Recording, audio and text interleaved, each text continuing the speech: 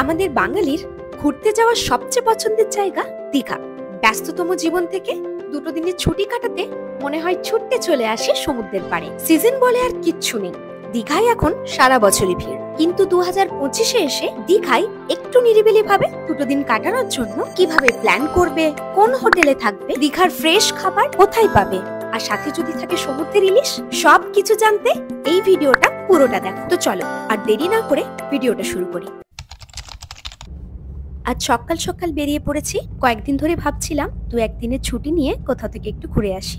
আর বাঙালির ঘুরতে যাওয়ার সবচেয়ে সহজ ঠিকানা দীঘাপুরি দার্জিলিং। ভোরবেলা ঘুম থেকে উঠে ওই 6টা সাড়ে 6টা নাগাদ বেরিয়ে পড়েছিলাম। কতুলপুর থেকে জয়রামবাটি ঘাটাল হয়ে দীঘা পৌঁছতে প্রায় 5-6 ঘন্টা তো লেগেই যায়। আর দুজনে যেহেতু এত ভোরে বেরিয়েছিলাম, তাই মাঝখানে রাস্তায় দু একটা হল্ট তো নিতেই হলো। সকালে ঠিক যে জায়গাটায় আমরা নেমে হল্ট দেওয়ার জন্য দাঁড়িয়েছিলাম, এই বসন্তের সকালে শিশির ভেজা মাঠটার দিকে তাকালে এমনিই চোখ জুড়িয়ে যায়। বেশ খানিকটা সময় ওখানে প্রাণ ভরে বিশুদ্ধ বাতাস নিয়ে আমরা আবার রওনা হলাম।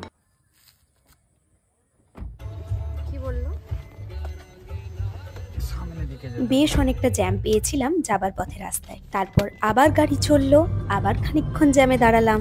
প্রায় 4 ঘন্টা রাস্তা যাবার পরে আমাদের দুজনেরই খুব খিদে পেয়ে গেছিল। বাড়ি থেকে মামনি সুজির আপ্পাম বানিয়ে দিয়েছিল। এটা না মামনির হাতে বানানো আমার সবচেয়ে পছন্দের খাবারগুলোর মধ্যে একটা। আর ছিল সাথে ডিম সেদ্ধ। বলতো এর থেকে হেলদি কিছু সকালের খাবারে হতে পারে? ঝটপট করে টিফিনের খাবারটা শেষ করে পাশের এক ধাবা থেকে এক কাপ গরম গরম চা খেয়ে আবার বেরিয়ে পড়লাম। ভাবলাম এবার হয়তো আর কোথাও না দাঁড়িয়ে সোজা আমাদের গন্তব্যে পৌঁছতে পারবো। কিন্তু রাস্তায় আবার সাক্ষাৎ হলো বৃষ্টি বাবাজির সাথে। সত্যি বসন্তের এই বৃষ্টিটা দারুণ উপভোগ করছিলাম। ওই যে দুটো গানের লাইন আছে না, সফর খুবসুরত হ্যায় মনজিল সে ভি। গান গাইতে আমি পারি না, কিন্তু এই সফরনামাতে এই দুটো গানের লাইনের সাথে খুব মিল পাচ্ছিলাম। দীঘার কাছাকাছি ঢুকে পড়তেই সারি সারি ডাবের দোকানের লাইন দেখে আর নিজেকে ঠিক রাখতে পারিনি। সমুদ্রে ঘুরতে এলে, স্পেশালি আমাদের দীঘা সমুদ্রে ঘুরতে এলে ডাব খাওয়ার তো চাই। ডাব খাওয়ার পরে ইচ্ছে হলো ওটা শ্বাসটাই বা বাদ যায় কেন। বরকে দিয়ে ডাব ছাড়িয়ে শ্বাস কাটিয়ে এনে টিফিনে ভরে খেতে খেতে চললুম বাকি রাস্তা। অবশেষে 6 ঘন্টা জার্নির পরে এসে পৌঁছালাম নিউ দীঘা। আর ওই যে দূরে আমাদের হোটেলের বিল্ডিংটা দেখা যাচ্ছে, জেসি ইন্টারন্যাশনাল। গোয়াই বেবো থেকে খুঁজে হোটেল বুক করার দায়িত্বটা ছিল আমার ওপর। সব প্রসেস কমপ্লিট করে হোটেলে চেক ইন করতে করতে প্রায় বেজে গেছিল 1টা। আমাদের হোটেলটা ছিল নিউ দীঘাতে। বেশ তো ঝাঁচকচকে লাগছিল বাইরে থেকে। অ্যাম্বিয়েন্সে তো ফুল মার্কস। ফার্স্ট ফ্লোরে 205 নাম্বার রুমটা ছিল আমাদের। চলো তোমাদেরকে এবার রুম ট্যুরটা শেয়ার করে দিই। আর এই হলো আমাদের রুম।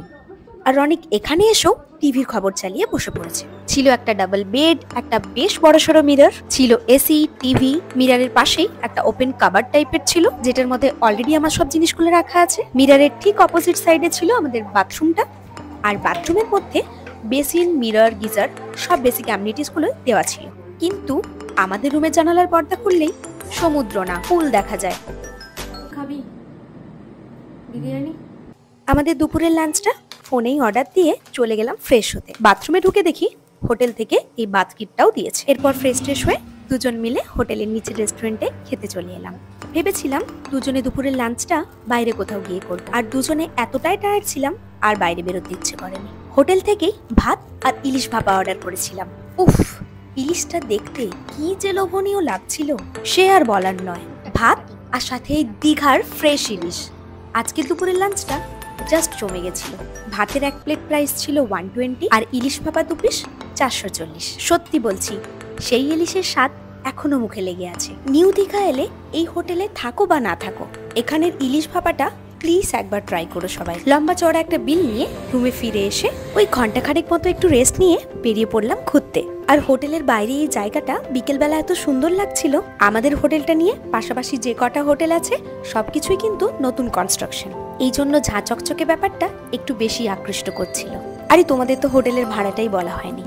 পার নাইট রুমের ভাড়া নিয়েছিল 1650। তবে গোয়াই বিপদে এই রেটটা একটু ওঠানামা করে, তোমরা বুক করার আগে অবশ্যই চেক করে নিও। আমরা যেহেতু নিউ দীঘাতেই ছিলাম, সেই জন্য ঠিক করলাম প্রথমে গিয়ে ওল্ড দীঘাটা ঘুরে আসবো। সন্ধে তখনও হয়নি বলে বিচটা মোটামুটি ফাঁকাই ছিল। সত্যি বলতে কি, দীঘাপুরে যতবারই আসি না কেন তাও যেন বারে বারে মন টানে।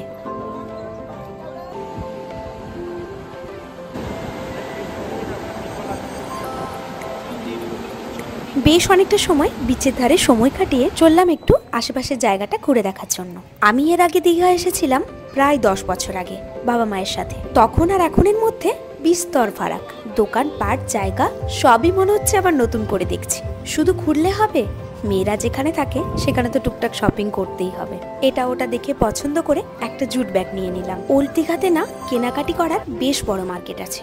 দুজন মিলে বেশ অনেকটা সময় মার্কেটটা ঘুরে চলে এলাম একটু ফুচকা খেতে।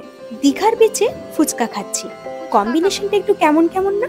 তারপর আরো খানিকটা সময় ওল্ড দীঘার বিচে কাটিয়ে দীঘার মার্কেট থেকে আমার পছন্দের দুটো চিক্কি নিয়ে হোটেলে ফিরলাম। চিক্কি খেতে আমার বেশ লাগে। দীঘার মার্কেটে এরকম প্রচুর স্টল আছে। তারপরে গেলাম আমাদের হোটেলেরই টপ ফ্লোরে। রাতের বেলা এই জায়গাটাকে খুব সুন্দর করে সাজিয়ে নাইট পার্টি চলে এখানে। আমরা এখানে এসেছিলাম একটু সন্ধ্যের দিকটায়, তখন জাস্ট এই জায়গাটাকে গোছানোর কাজ চলছে। আর এই জায়গাটা থেকে দাঁড়িয়ে দীঘার বিচ অব্দি দেখা যায়। বেশ অনেকটা সময় ওখানে দাঁড়িয়ে দাঁড়িয়ে আমরা রাতের দীঘাটাকে উপভোগ করলাম।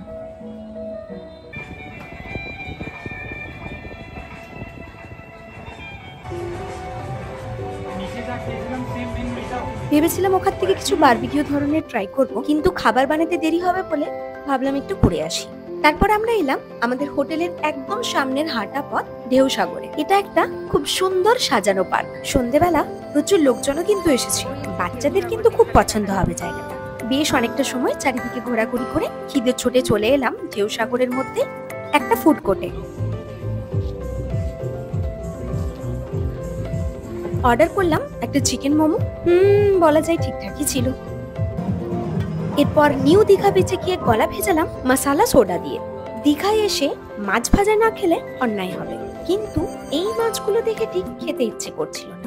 তারপর মোটামুটি একটু ফ্রেশ দেখে কয়েকটা চিংড়ি ফ্রাই অর্ডার করলাম। সামনেই সমুদ্র, মাছ ভাজা আর ঢেউয়ের গর্জন। এর বেশি আর কি চাই? আজকের ব্লগটা এখানেই শেষ করছি। কাল সকালে সমুদ্রের পাড়ে আবার দেখা হচ্ছে। ব্লগটা কেমন লাগলো কমেন্টে জানিও। ভালো লাগলে please like share subscribe my channel.